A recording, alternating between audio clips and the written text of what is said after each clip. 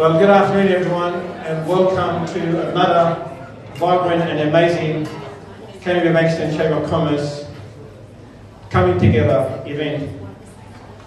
Let me be clear about one thing. Canterbury Bankstown is the name of the chamber. We need to claim a home. We need to have a home that we can advocate for, and at the same time drive energy towards and claim it as a destination. Our relationship, our reach, our membership goes beyond the boundary. So from a business perspective, we're not restricted by any boundaries. We're not restricted by any postcodes. The key focus is on relationship. The sky is the limit.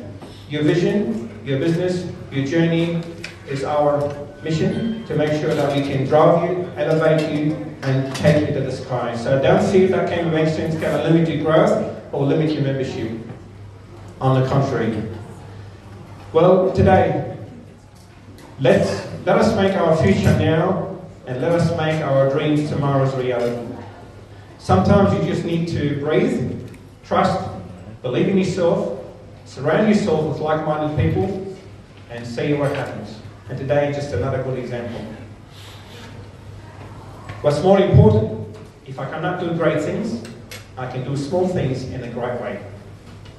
Friends, colleagues, ladies and gentlemen, your attitude is critical to success. Hence why we are here today, thanks to all your collaboration and working together attitude. Today we are celebrating a number of things, and here they are. First, thanks to your effort, the US Consulate have reached out to us as a Chamber of Commerce that they would like to tap into the area and build bridges and promote ties and trades. Now, for us to be on their radar, that credit goes to your effort, to your hard work, to your passion, and to your sincere goodwill that you're there to make a difference and establish grounds for a brand. And brand power doesn't limit itself to a local area. And hence why we have the US Consulate here. Can I trouble the US Consulate team to please stand so we can recognise you and greet you well?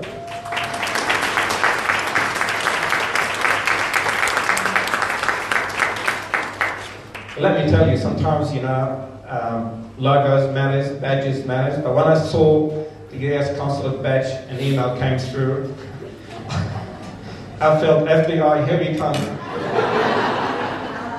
So welcome on board.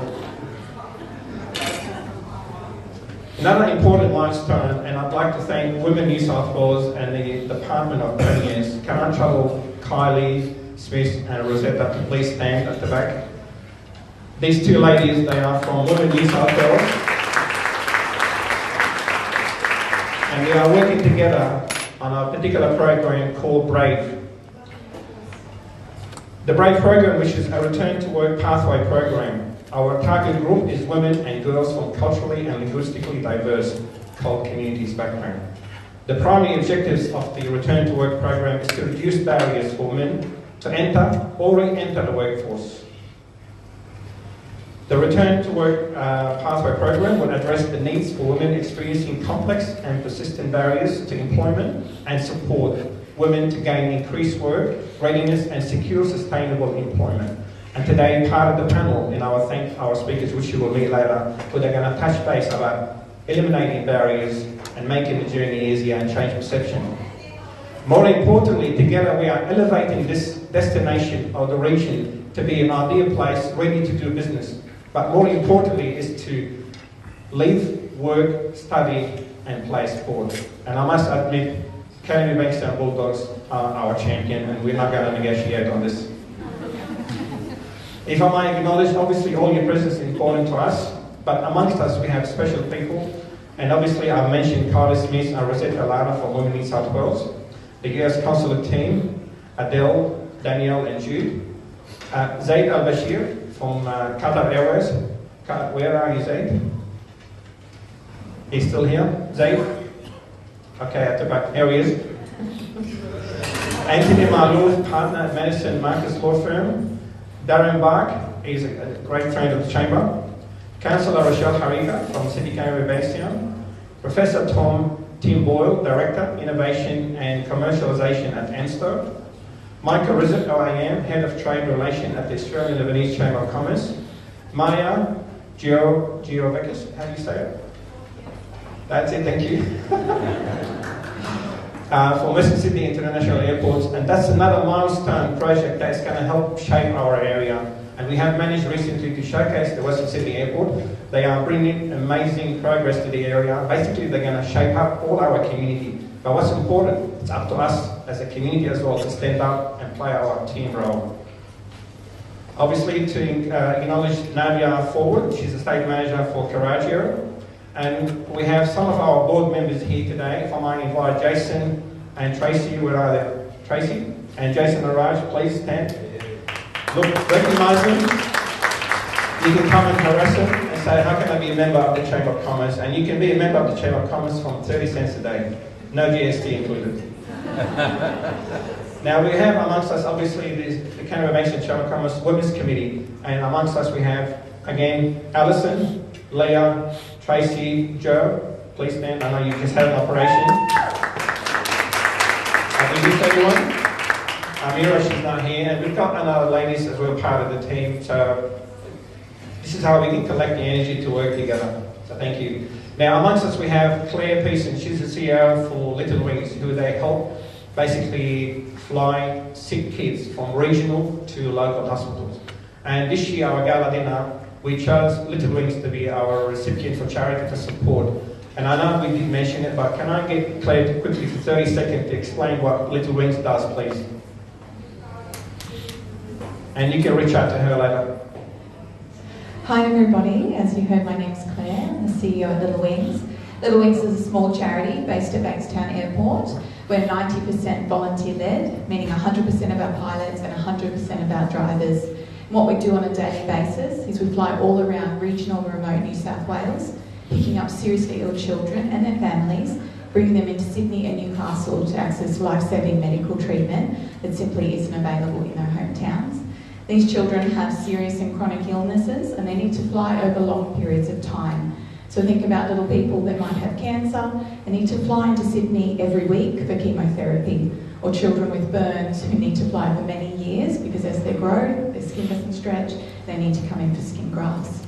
We really value the Chamber and we appreciate your support today. And of course, the amazing car, which is a Kona, will be drawn at the gala dinner on the 18th of November.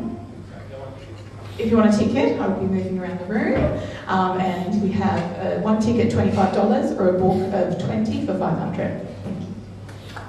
Thank you, Kate. And I'd like to acknowledge us, Arab Media, who are there here to support us as well. Thank you, Charbel. Moving forward with the program, I'd love to invite Adele, Head of Public Affairs at the US Consulate Sydney, to basically share with us a few words. Hi,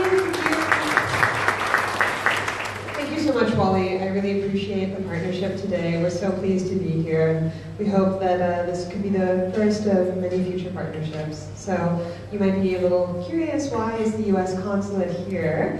And our mission is to build stronger ties between the people of Australia and the people of the United States, not just between our two governments.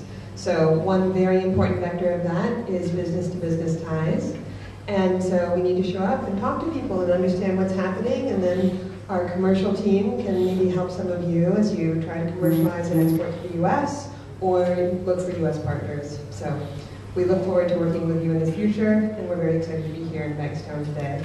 And we're also very pleased that Michelle Zou, who is an American who has come over to Australia to give a series of talks and lectures, is here.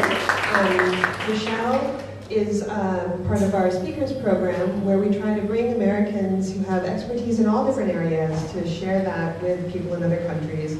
Michelle has a diverse background working for Microsoft in promoting diversity, equality, and inclusion, and now as a coach and happiness expert, which is fascinating, especially so many people are suffering with a crisis of mental health. I think it's very important to think beyond just our day-to-day and business activities, but what really makes communities strong and people resilient. So we're really happy that Michelle can share her expertise with you. I'd also like to thank just a couple other people, Jo Johnston for her work behind the scenes to prepare and promote this event, and to Alison Attard, the Executive Director of BNI Sydney Southwest. We really appreciate it. And we're looking forward to hearing from all of the panelists this afternoon. And again, Wally, thank you so much for this opportunity.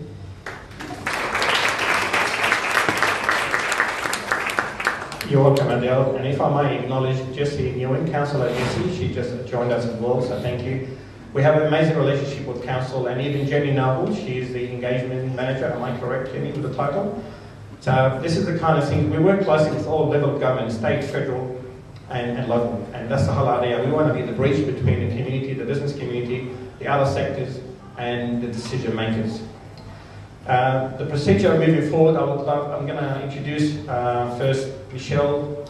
I'm going to do a run with the speakers, and then eventually Alison will interview Michelle, and then after that she will invite Badwiga and Teresa to join her for the panel.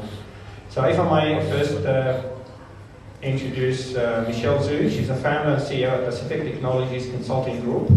Michelle Zou has built a consulting, training and coaching business to help leaders and organizations achieve their goals and fulfill their potential. She's a bridge between the Eastern and Western cultures.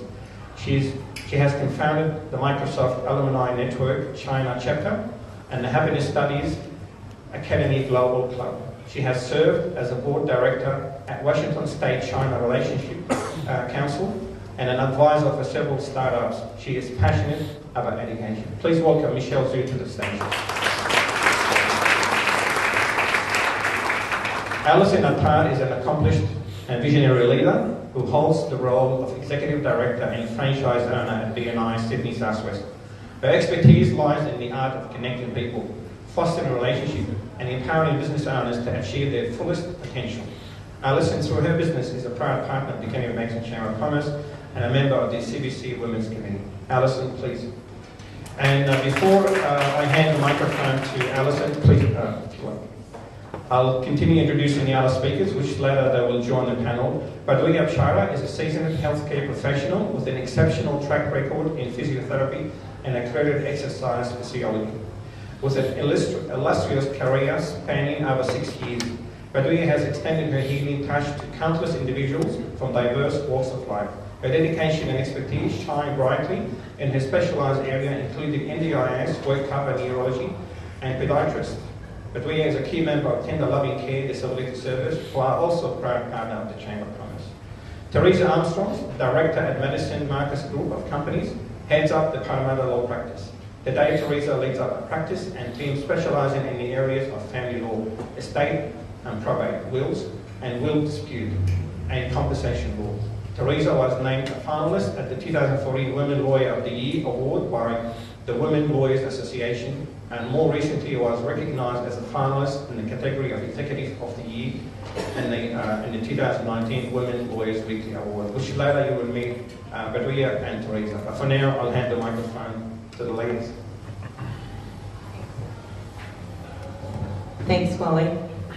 And I think before we go, Michelle wanted to say something, Wally. Wally, I heard the news about you. CIA. I heard that yesterday was your birthday and you just turned into, guess how old is him? 40. 40. Happy birthday, Wally. And everybody, thanks for putting together this. And it's amazing. I'm so surprised to see the turnout here today. Thanks everyone and thanks the team. And thank you. That's great. Thanks, Michelle. So, Michelle, first question. Having worked for many years in corporations, one being Microsoft, it would have been easy for you to continue in the corporate environment. What was the catalyst for you becoming an entrepreneur, and how did you make that happen? Yeah, it's so right. It's a lot easier for me just to stay in the track, continue climbing the ladders.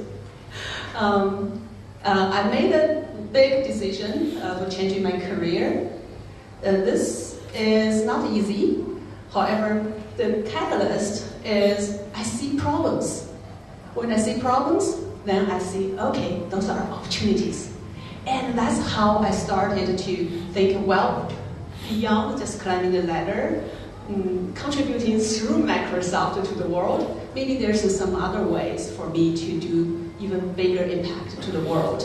So that's how I started And I don't start this jumping when I have an idea like that. I think many of you, if you are a seasoned business person, you may know that it's important to prepare yourself. Of course, if you are in your early stage of a career in your 20s, yes, there's no baggage, right? Just jump in. But for me, worked many years there and getting to a certain level, there's a lot of baggage I have, which means stuff if I leave, then that's money, that's your name, that's a lot of things, that's your title. So I did prepare for it. And just quick story, make it short. Well, first the seeds has been planted multiple years before I made this shift.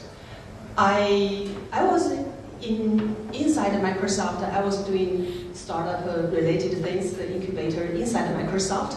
So I knew startup is something I may be interested in the future. So that's the seed, but that was there for a long time. Then when I was an expat from US to China for Microsoft, that's where I see the problem, and that leads to the opportunity. Because as someone grew up in China speaking the language, I thought, representing Microsoft to work with a Chinese company is not a problem. However, it's not that easy. When times I feel frustrated because the different way of doing things, different way of thinking, that's where I see, if I feel frustrated, there must be many other people feel frustrated. And there must be many business companies, organizations working, from the US or from other countries, from Australia, for example, working with Chinese companies, feeling this frustration. That's where I see the opportunity. And that's where I see, okay, maybe I can do that. Wonderful, thank you. And it's definitely about that seed being planted and then actioning it. And some of you will have a seed that gets planted and it takes a long time for you to action it. But it's that initial seed that will be the catalyst at some stage. So definitely. Okay, so sometimes innovation and transformation are beyond the capabilities of certain entrepreneurs. How do you identify opportunities, which you mentioned, to create new products and services? That's such a great question here. I think many of you have the experience of how you get things started. And for me, I think a little bit the unique part is I didn't just start with one thing, then stay with it forever. One thing not changing is the purpose, or my mission is not changing. When I decided, okay, start this new career in my mid-40s, which tells you how old I am. I'm doing it for almost 10 years now. So when I started with that idea and with that career, I had my plan. Like in a corporate person, right? You do strategic planning, you think big. You think 5 years down the road. And the plan didn't go as I planned. But my mission didn't change. Because the reason when I started is, well, yes, I see the opportunities. I created the mission statement before I really run into my own company. The mission statement was, and is still now, helping organizations and people to fulfill their full potential, which I borrowed from Microsoft. At that time, when I was working in Microsoft, that was the kind of a mission statement we have. Now we changed it, but it's similar. Now it's enable everyone on the planet to achieve more.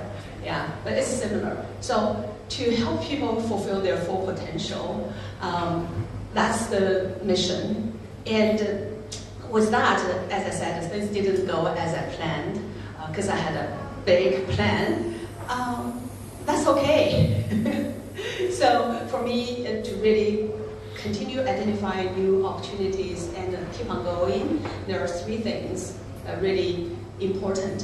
One is stay curious. If one thing didn't work, right, I was thinking about these things, building a platform for people like me, for professionals, that they can identify opportunities, then, I can make money on their projects. That was the plan. It didn't work. So with that, the plan didn't work. It's okay. Stay curious, and you will see other opportunities come up. You will see things that, if it's aligned with your mission, then you will be very flexible. So that's the number one. Stay curious. You will see problems. You will see opportunities. The other thing I want to mention is be very open-minded. So when I have some other, when I network with people, when people are talking about something, then in the beginning I was trying to say, no, I wouldn't even think about that. However, stay open-minded, that helped me to connect back to the curious. I asked them more, right? The more you know, then the more you see, oh, there's something there. It's not just like in the beginning, oh, that's nothing to do with me. By the way, the happiness thing, the happiness business kind of starting with some connection there. I can talk about it later. Yeah. And the third thing I want to mention is keep on learning. I use design thinking as a way to help me identify opportunities and to validate opportunities. So I don't know how many people know design thinking. If you know design thinking, can you just raise your hand? We have a few here. Yeah? Okay, most people don't know. If you don't know, just very briefly, it's a way to innovate. It's an innovation process and a method started from Silicon Valley. If you go to Stanford, you can find the Stanford D School, which is design school. Yeah, and they really instrument design thinking into 5 very simple steps, which help people to look at from zero, from nothing, to coming up with a prototype, then test it out. So I use that as a way to help me quickly identify opportunities. When as I mentioned, right, when I see something, then I will start to be curious and I'm trying to know more. So then I empathize with people, understand more about it. Then from there, I can define what the problem is. Then from there, the third step of design thinking is come up with ideas, a lot of ideas. It may not really work, but yeah, brainstorming ideas. And then I prototype. Prototype is just a few minutes, very cheap to do it, in a way that you just quickly put it together and see if it's something you can go and test. And then I test. If it works, then it's good. If it doesn't, then I tweak it. So that's just a quick way for me.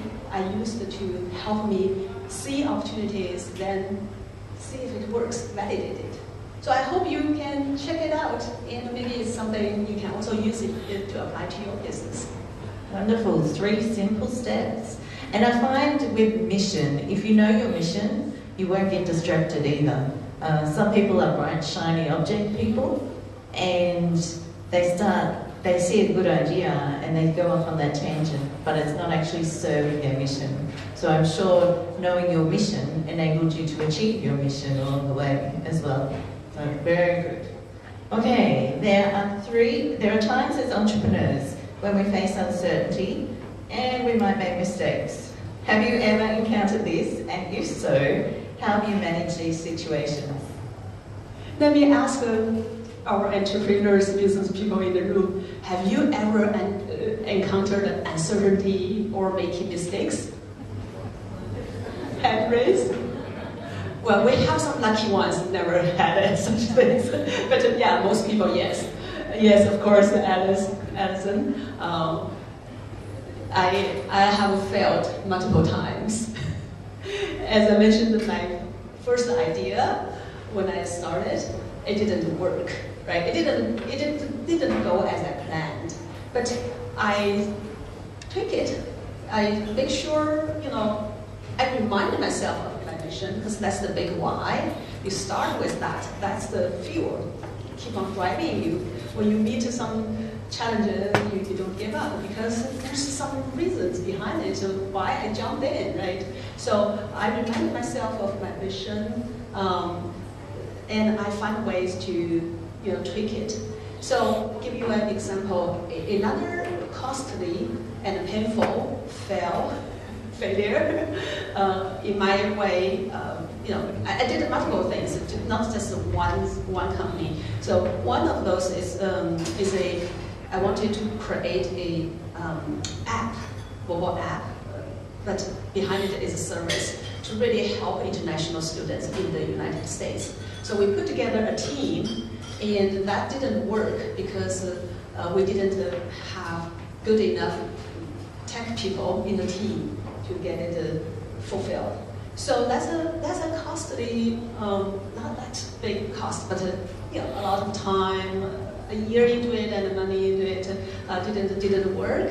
And with that, well, of course it's painful, and many people start to blame each other, as you can imagine. And for me, I think one thing I keep in mind is the learner mindset, learning, right? So thanks to Microsoft, I have been trained about the growth mindset, and I have been teaching growth mindset since 2014, and I'm living in it. So I see, well, we made mistakes, we didn't do well. What can I learn from it? So we see these failures, these challenges as opportunities that we can learn, we can grow. Once you start thinking in this way, then you get something out from this costly and painful failures, so you don't feel so bad. So things like that happened multiple times in my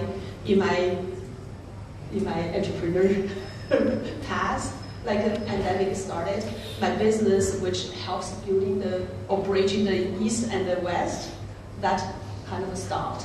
Nobody travels, right? That stopped. Then what should I do? Do I cry? Well, I see another good opportunity, because many people are in this mode of anxious, depressed. What I learned in happiness side, which I started for myself. When I learned happiness, I wasn't really helping others or trying to teach it. I started for myself because I needed my family, all this with my teenager son. If you have a teenager at home, you know what I'm talking about. So I started that, trying to find a solution to help me and help my family become happier. So when pandemic started, that's where I said, oh, suddenly all those things canceled. Now I have time. And why not I start a new business to teach people about well-being and happiness, and also help companies to think about the employee well-being. So that's another new business that started. And I think a lot of people found that the pandemic was a catalyst for them to readjust and start something new. So definitely learning from your failures and moving on. What are your thoughts around self-employment as a pathway for women to return to work after injury or disability?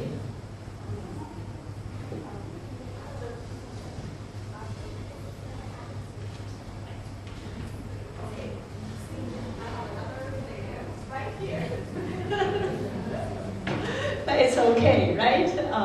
Sometimes something doesn't work, that's fine. Just, okay, it works there again. Maybe the battery is dying, which is okay. So coming back to this question, I think it's not just a woman who are injured or having disability coming back to work. It also applies to everybody. Women particularly maybe harder. So yes, a lot of times we think, wow, bad thing happened for me. What should I do? And why I'm so unlucky? Well, as a person who studies happiness and who is trying to help people live in a happier life, which is connected back to my vision, fulfill the full potential, right? So thinking positively about that.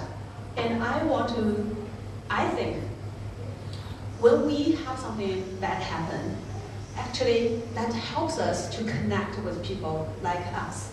That experience, right? It's not everybody, but there are some people. Think about somebody become injured or disabled. They experienced a lot. And they may see those pain points that before they got this injury, they didn't see. And that creates opportunities. That your personal experience helps you grow this empathy. Be very connected to people like that. And not only to people who have the same experience, but maybe to people who maybe have different experience, but something that you will think a little bit more, right? Versus before, because we have the privilege for anybody that you have everything works well, you are healthy, you don't know you have the privilege of being a very healthy person. Only when you lose it, you feel it, right? And I can see that as a privilege, because now you have the privilege, really understand some people that is experiencing those, they don't have the privilege.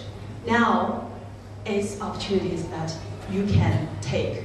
You can use whatever the tools, for me, design thinking is the number one I like to use, to think, okay, how can I dig more into this? What is behind this? And what can I help? So that's how opportunity starts. So yeah, to answer your question in short, yes, I think it can be great opportunities for people to start business. And also for people who lost their job, any reason. I just want to address that, because many people lose their job when economic is not good. I see a lot of startups starting from there. Exactly. It's a trigger catalyst that gets you into thinking, why should I be working for someone else? I need to do it for myself. So thank you very much for that. Now I'd like to ask Buddy to come up to the stage, please, if we can all give her a warm round of applause. Wally, can you give me another microphone for me? Cool. Sit here. Controls. Thank you. There we go. So we heard before that Buddy's a physiotherapist. So in your experience, having treated injured workers, what are some of the mindset hurdles these people need to overcome to be able to recover and return to work?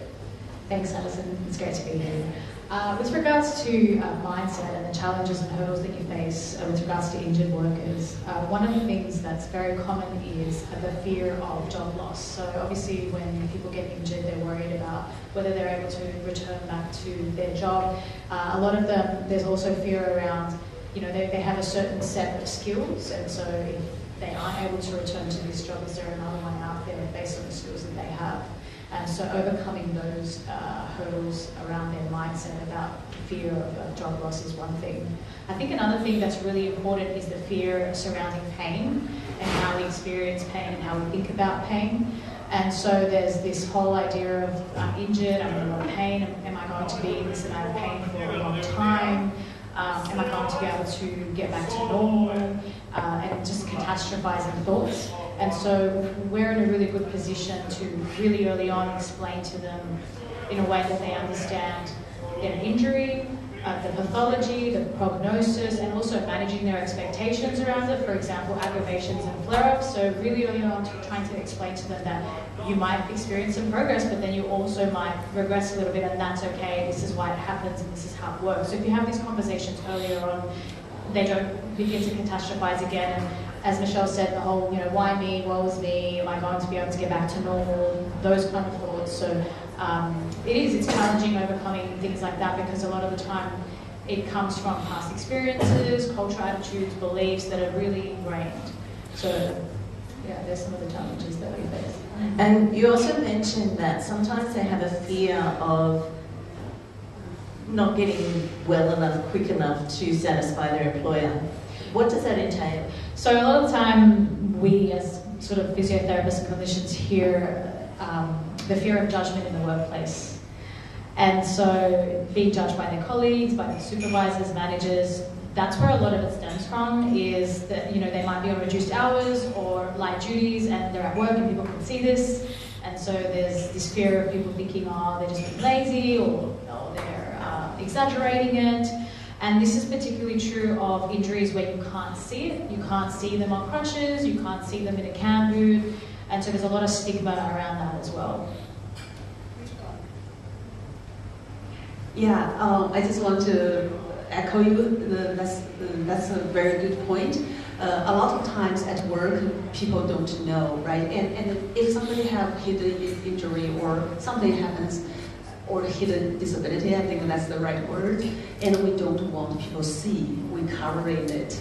That's why diversity and inclusion is so important at workspace, at workplace, because once we understand that, we know the concept, we know what's behind it, then we can be a lot more cautious to really, you know, understand other people and be empathize with them, and then we will be able to create a more inclusive environment.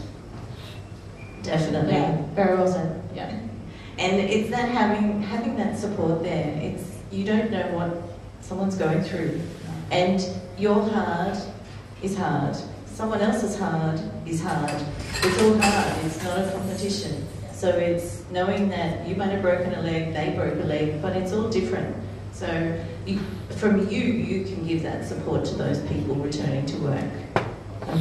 Also in our discussions, you mentioned that in an ideal situation, you interact directly with the employer of an injured worker to ensure that the return to work process is beneficial for all. What things arise in that situation? I guess it sort of ties into what we've been talking about, because I think the employer has a lot to do with the workplace culture, and that ties into the whole stigma around injury, and so the employer has a lot to do with how people think about injury and rehabilitation and the diversity of the people involved. I often have people who, like you said, don't want to wear their braces and don't want to show that they're injured, and so the employer has a lot to do with changing that culture. And the other thing as well is collaborating. The allied health professionals, physiotherapists, collaborating with the employers way earlier on. We don't speak to them very early on, but if we had a conversation about this is what we found, what are your light duties, what do they look like, what's relevant, what can help the healing process. So communicating, collaborating earlier on, I think will benefit both the business owner and the injured worker. You also mentioned about stopping it happening in the first place, by having that discussion and everything. And also, what I loved about the way you said you do things, one, you protect the employer, and you can share with us how you do that. And two, as an employer, sometimes you wonder if the person's pulling the wool over your eyes. And so how do you help employers tackle that problem? Yeah, so I think maybe, like I said, because the communication isn't earlier on, but what is happening in the background is clinicians should be and always will be objective. So we have objective and subjective findings, and obviously we always validate and listen to what the person is telling us with regards to the symptoms and the intensity of what they're feeling. But with objective measures, we can also determine whether someone might be sort of exaggerating what they're feeling. So employers can be sort of reassured that the physio sort of is helping both ends. Yeah. Teresa, would you like to join us on stage, please?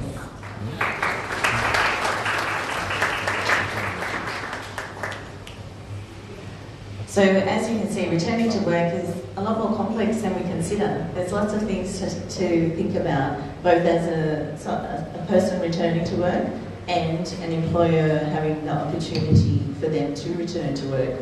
And the other one works as well. So if you just pass that way here. So just turn it on down the bottom. And then I should come. Hello.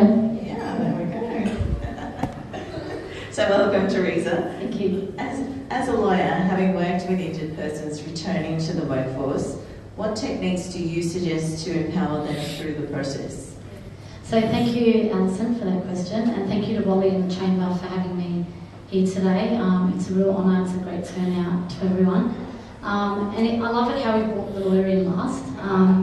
It all ties in really well. And look, one of the biggest things I want to say, and hopefully I can get this point across today, is we lawyers play a huge part in helping injured workers return to employment.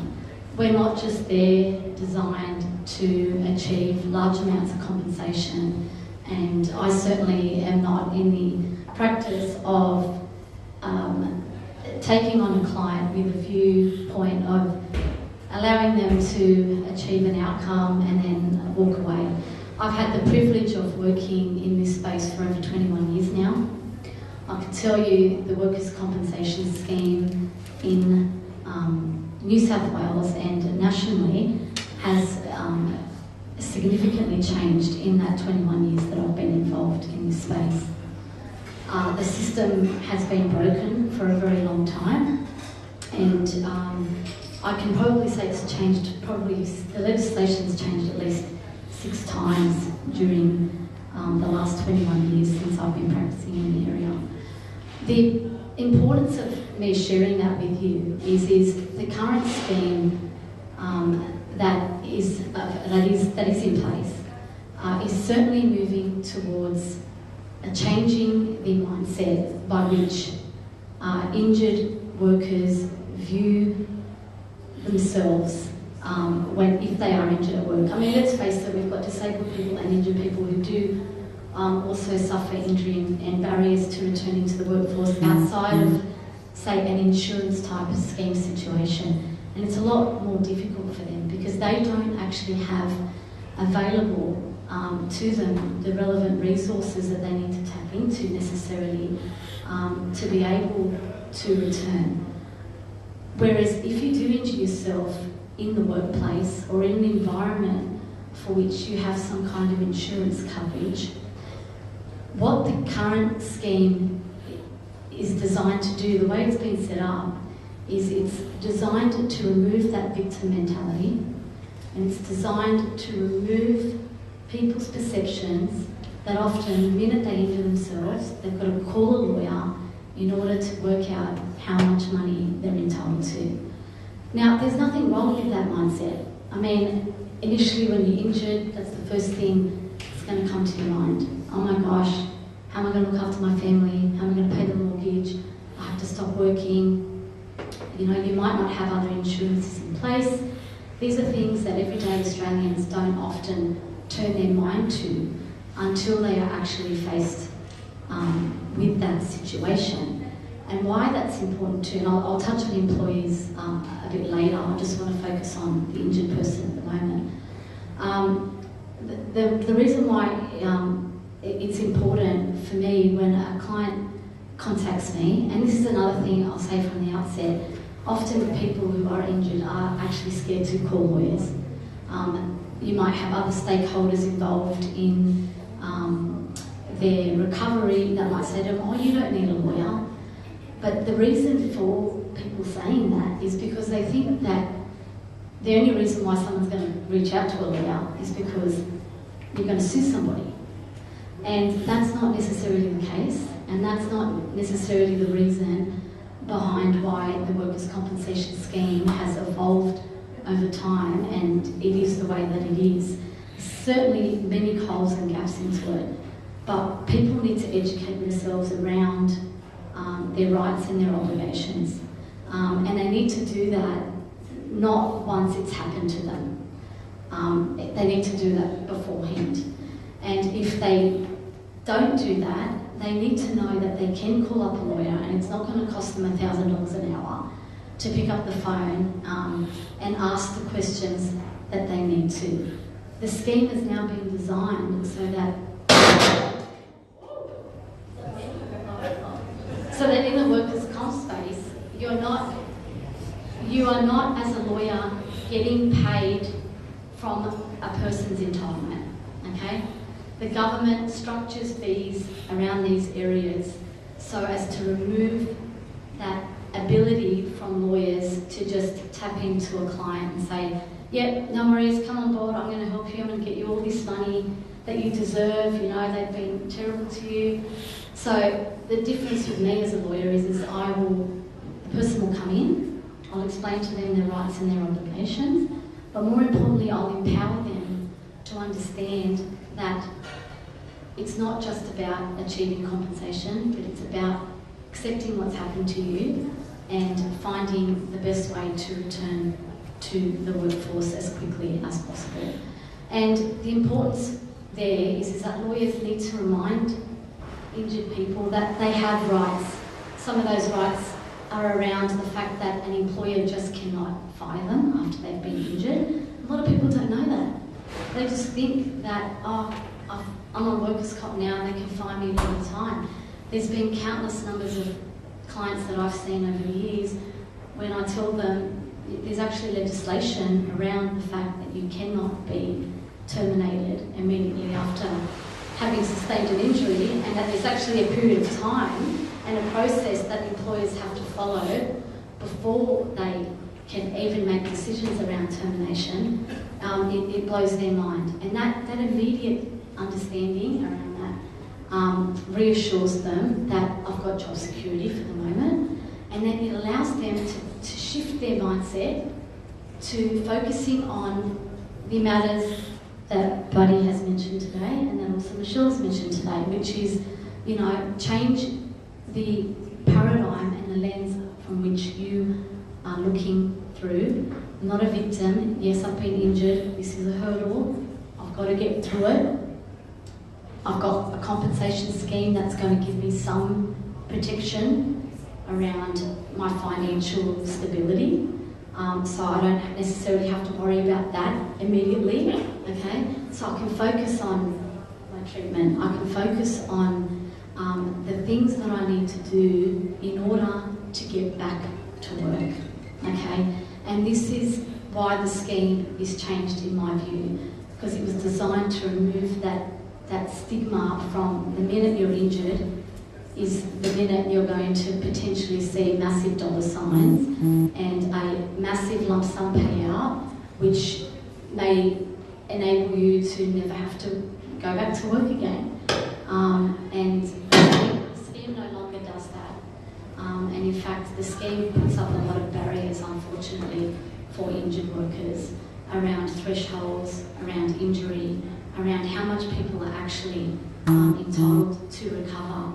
And if they are educated on those issues from the outset, right, and their expectations, as Buddy had said earlier, are managed around those matters, then we're going to find a society that's not going to fall into the trap of relying on compensation as a means to an end, but rather relying on the scheme as a support network to help them get on with their life. Because let's face it, the last thing we want to do is remain victims and sit around feeling sorry for ourselves. And you know, obviously this applies differently to different types of injuries. But I just want to give one example to you all, which I mentioned to Buddy earlier, and a lot of people don't know this, because I don't want to bore you with legalities, but Teresa, can you make it a short example? Very short. So, if you sustained a back injury at work, for example, and that injury required you to have surgery, there's multiple types of different back surgeries, okay? So you might have a back surgery which requires you to have a laminectomy, and you might sustain a back injury which requires you to have a spinal fusion. Under the workers' compensation scheme, those two mean a whole lot of a difference in terms of a person's entitlement and how they're going to be protected under the scheme years down the track. The person having the laminectomy, after 5 years, the scheme will stop paying them and they will have to go back to work whether they like it or not. Someone on spinal fusion, the scheme recognises that as a more significant injury and will most likely offer them some kind of support and protection until they're 65 years of age. But to the layperson, back injury is a back injury and it can be very debilitating. And so that's, understanding their rights and obligations is one of the main ways that I help them. Wonderful, thank you for that. So we've got time now for one more question from the audience. You can direct it to whichever panelist you would like. Yes, sir?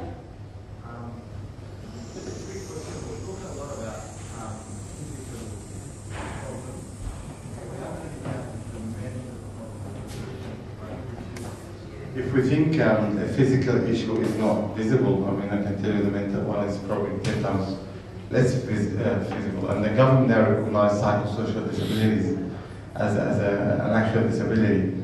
So how can you deal with that? And how would employers be able to deal with that in an appropriate manner? So whoever wants to speak that? Should I repeat it? All right. Yeah.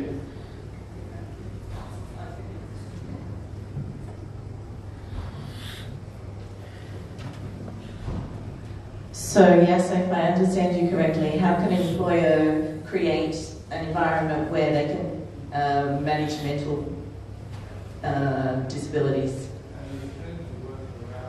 Yes, yes. So that's, I think, what everyone has touched on is having that diverse and inclusive community in the workforce and supporting any of their workers, because it's, like Buddy was saying, sometimes it's about prevention rather than creating something to come back to. So I encourage every employer to be taking into consideration mental health, and I think most employers nowadays are, but it's about having that proactiveness and creating plans in their, whether it's with a return to work person after it's already occurred, or whether it's with someone like Michelle beforehand, so that you're addressing it before it even arises, and you're working with people's mental health, because you know as an employer, they're more productive, they will be happier, and they will also enjoy coming to work, and so your retention is a lot higher, all the different things that most people as employers nowadays have discovered with mental health, that it's an extremely important process that we have along those lines. And having a group that you can talk to. So hopefully that answers it. Would you like to add? Yeah, that's a great answer. And I can just add a little bit there. So we have seen in the trend in the private sectors, which business, at least in the US, because that's where I live. By the way, I love Australia. It's my first time here. I really, really fall in love with it, and then Sydney will be the home. Okay, coming back to your point. The trend is more and more employers now start to put employee well-being become something important and become, their agenda. As the benefits Alison just mentioned, right? If employees, they are happy and they can come here engaged, they can perform better, and the business will do better. So that's the logic there. And then how do you do that? There are ways to do it. The prevention is very important. I've coached people. People think about the in Microsoft. They are smart people, hardworking people, have been successful all the way, and then after the work, something happens, and then they got depressed. They start to have mental issues, right? I've worked with people like that. So how can employers think in advance, how do I create a place, a work environment that people can come here, they feel they're respected, they're belonging to it, and if there's something happening, they are able to share with other people or get help. So that's the prevention part. There are ways to do it in the programs.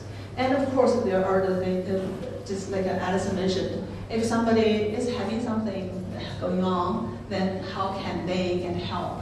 And there are programs, many companies, they put resources there so that employees can use those resources. I believe you have employees, workers coming to you, right? And through their companies. Because that's the company, they put together some resources, so employees, they will not feel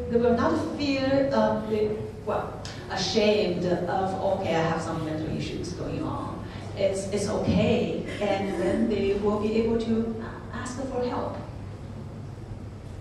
sorry, also to answer your question, Nessa, there's a lot of body of evidence around our workplace wellness programs, and in that evidence it mentions that many of these programs include both the physical and the mental side of things, so they'll have exercise programs and counselling at the same time, so employees can actually reach out to allied health professionals or companies that create these kind of programs and implement them in the culture of their workplace as well.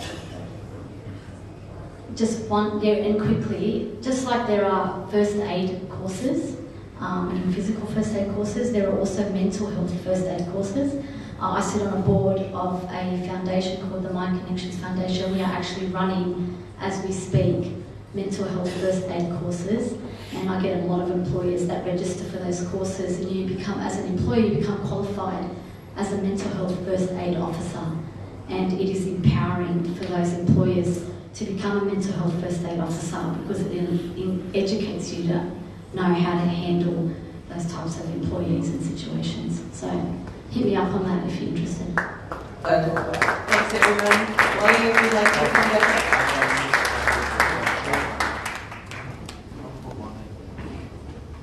Please join me once more to acknowledge and thank our speakers.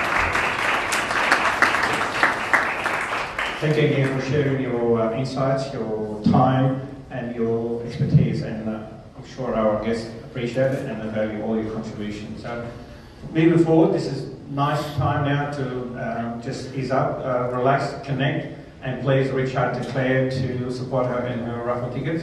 Our next event is going to be on the 30th of October at the Cannibal Club. If you are on our mailing list, I will send you a brief about what's coming up. But if I want to invite one entrepreneur who I met a couple of weeks ago, actually last week, she's a photographer, videographer. Can I trouble you to the front, please? Karma, can you invite your friends? Yeah, come up. Come with her. I'll invite her to introduce herself. That's another thing the Chamber does, is to empower entrepreneurs. I met that young lady at Karma, part of the round table, and I felt inspired and empowered, and I invited her to come here to meet and feel the energy, and at the same time, I'm going to give her 20 seconds to basically talk about her business. Okay. I've never done this before. I've never public speak, so bear with me. My name's Victoria, I'm 23 years old, and I've started my own videography business.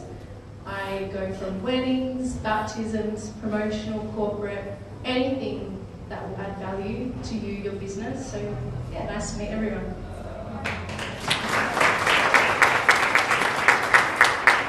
Well, once again, nice to meet you, and Karma, thank you for the introduction. Please relax, enjoy your time, connect, and hopefully we'll see you at the next event.